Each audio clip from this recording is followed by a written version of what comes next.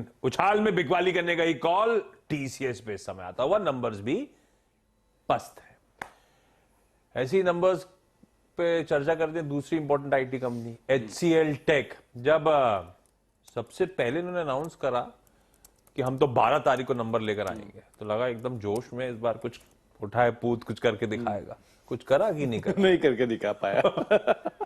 लेकिन HCL take के number TCS के सामने थोड़े से वीक हैं। हाँ। लेकिन यहाँ पर अब स्टॉक प्राइस कैसे रिएक्ट करता है वो इंटरेस्टिंग होगा कि ऑलरेडी करेक्शन देखा चुका है और ये वहीं पहुंच जाएगा जहां प्रमोटर ने बाय किया था। 1030 1050 के जोन से प्रमोटर की एंट्री है, तो उस हिसाब से आप एचसीएल पे वैसे ही नजर रखेंगे। तो डॉलर रेवेन्यू अनुमान से नीचे 324 करोड़ डॉलर से घटकर 320 करोड़ डॉलर का नंबर आया। रेवेन्यू 26,606 करोड़ से घटकर 26,296 करोड़ रुपए के आसपास के रेवेन्यूज है। मुनाफा भी अनुमान से नीचे 3534 करोड़ रुपए का एक मुनाफे का नंबर है। एबिटा 8% टूटा और मार्जिन 16.5-17% के आसपास का एक नंबर यहां पर आता हुआ दिखाई पड़ा है। और अनुमान जो था वो रफली 18 फ्लैट रहने का अनुमान था। Q1 में जो कांस्टेंट करेंसी ग्रोथ है वो 1.3% के आसपास का एक प्रेशर आता दिखाई पड़ा है। और इंटरेस्टिंग पार्ट ये है कि यहाँ पर 0.4 से 5% की ग्रोथ का अनुमान था, लेकिन उससे बेटर साइड पे जो कांस्टेंट करेंसी के नंबर्स हैं वो आते हुए दिखाई पड़े हैं।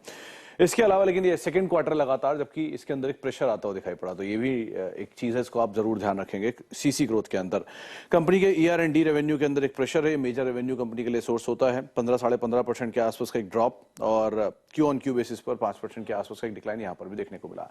ब्रोकरेज हाउसेस यहाँ पर भी दो पार, और यहाँ पर जो बियरिश है वो बहुत ही बियरिश है। तो 900 रुपए तक के टारगेट्स भी लोअर साइड पे आपको दिखाई पड़ेंगे अंडरवेट जेपी मॉर्गन के। और नोमुरा एज यूजुअल न्यूट्रल है। जेफरीज होल्ड है 1200 के टारगेट्स के लिए। Macquarie as usual outperformer है, करीब करीब 1520 रुपए के टारगेट है।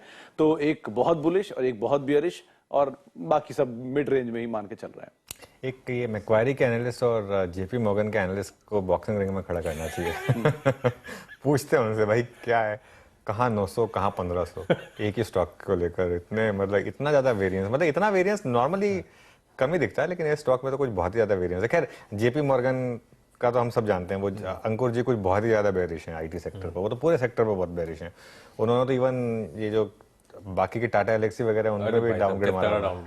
तो ठीक है, ये एचसीएल टेक। अच्छा, इसमें कुछ दिक्कतें हैं।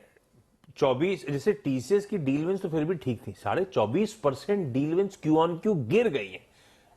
मार्जिन 130 बेसिस पॉइंट्स गिर गए, ठीक है। और इन सब के बीच में एक चीज अच्छी, Q1 खराब है लेकिन ये गाइडेंस मेंटेन कर रहे हैं, 6 से 8% कांस्टेंट करेंसी ग्रोथ डिलीवर कर जाएंगे। तंगसाले साहब गुड मॉर्निंग। एक्सिस सिक्योरिटीज के सीनियर आईटी एनालिस्ट जुड़े हैं, ओमकार तंगसाले।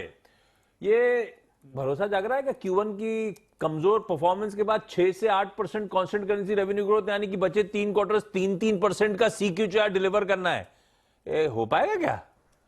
यही मुझे बहुत डिफिकल्ट लग रहा था एचसीएल टेक के बारे में, क्योंकि अभी सेकंड क्वार्टर्स में कमेंट्री आ रही, मैनेजमेंट से स्पेंडिंग डिले आ रहे हैं। मतलब कल टीसीएस मैनेजमेंट कॉन कॉल पे बोल रहे थे कि month on month client is taking the visibility, so that kind of visibility that they are facing right now. एक बहुत ही शॉर्ट टर्म विजिबिलिटी में है, स्पेंडिंग डिले आ रहे हैं, स्पेंड कट्स आ रहे हैं अभी तक तो। और एक चीज में आपको मैं कहना चाहूंगा कि IT services revenue HCL tech का एक स्टैंडर्ड लेवल पे है, इतना नहीं गिरा, लेकिन उसका जो ईयर एंड स्पेस है that is down by 5% Q-on-Q, so that have impacted. उसमें बहुत ज्यादा इम्पैक्ट है एचसीएल के नतीजों पे। सो अगर आप देखे जाए तो उसको अचीव करना थोड़ा सा डिफिकल्ट लग रहा है मुझे गाइडेंस मेंटेन करने में, लेकिन अगर किया जाए तो भी लोअर एंड में अगर वो सेटल हो सकते हैं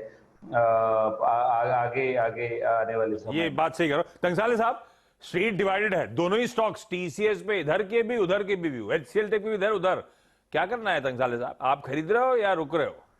नहीं, मैं रुक रहा हूँ। मैंने डाउनग्रेड किया है स्टॉक को, पहले बाय था, अभी मैं 1200 रुपए का होल्ड पे डाला हूँ, क्योंकि एक देखना चाहिए कि एक मोमेंटम और एक रिवीजन आता है जो H2 में वेरी पॉजिटिव है, तो वह कैसे आ रहे हैं। मेरा एक ही फेथ है कि वो बोल रहे हैं कि we are maintaining the guidance whether और इबिटा और मार्जिन गाइडेंस, और ऑन द रेवेन्यू साइड उसने मार्जिन गाइडेंस भी 18 to 19% का रखा है। तो मेरे हिसाब से एक ज्यादा रिकवरी देखने को मिलेगी। सो फिलहाल तो wait and watch is the situation HCL tech के बारे में। अरे साहब थैंक यू सो मच जुड़ने के लिए। तो टीसीएस पे भी ले लिया था सचिन से, टेक्निकली HCL टेक पे तंगसाले साहब भी भाई साहब डाउनग्रेड कर दिया है स्टॉक को। 1200 का लक्ष्य, यानी कि यहां से अब ज्यादा दमखम बचा नहीं है, इसीलिए होल्ड की रेटिंग एक्सिस सिक्योरिटीज की तरफ से आती हुई। सुमित, बाकी के सारे स्टॉक